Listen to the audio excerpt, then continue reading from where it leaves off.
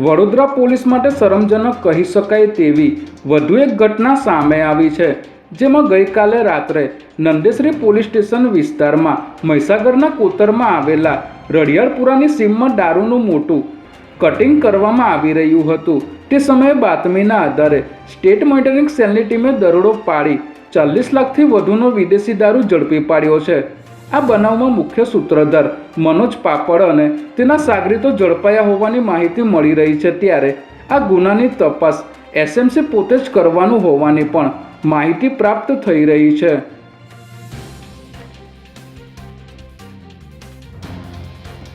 અમદાવાદના નિકોલમાં આવેલા city civic સેન્ટરમાં સરકારી કામની સાથે જુગારધામ ચાલતું હોવાની ઘટના સામે આવી છે। આ સિટી સિવિક સેન્ટરનું ધાબું જુગાર રમવા માટે ભાડે આપવામાં આવતું હતું, જેના માટે 2000 રૂપિયાનું ભાડું વસૂલ કરવામાં આવતું હતું। જેમાં રવિવારની રજાના દિવસે કેટલાક જુગારીઓ ધાબા પર જુગાર રમી રહ્યા હતા। ત્યારે નિકોલ પોલીસે બાતમીના આધારે અહીં દરોડો પાડી જુગાર રમતા 7 જુગારીઓને રંગે હાથ ઝડપી લીધા હતા।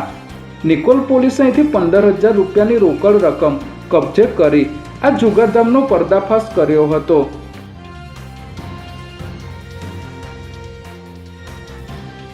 અમદાવાદના વટવા વિસ્તારમાં ફરી એકવાર સામાન્ય બાબતમાં હત્યાની ઘટના સામે આવી છે।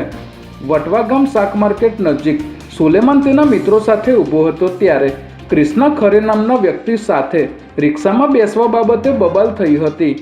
આ બબાલ એટલી ઉગ્ર હતી કે ક્રિષ્નાએ સુલેમાનનું ગળું પકડી રાખ્યું હતું અને બાદમાં રિક્ષાના પાઇપ સાથે તેને અથડાવ્યું હતું। આ હુમલા બાદ ઇજાગ્રસ્ત સુલેમાનને સારવાર માટે એલજી હોસ્પિટલ ખસેડવામાં આવ્યો હતો, જ્યાં ડોક્ટરોએ તેને મૃત જાહેર કર્યો હતો। ત્યારે પોલીસે આ મામલે હત્યાનો ગુનો નોંધી બંને આરોપીઓને ઝડપી લેવા ચક્રો ગતિમાન કર્યા છે।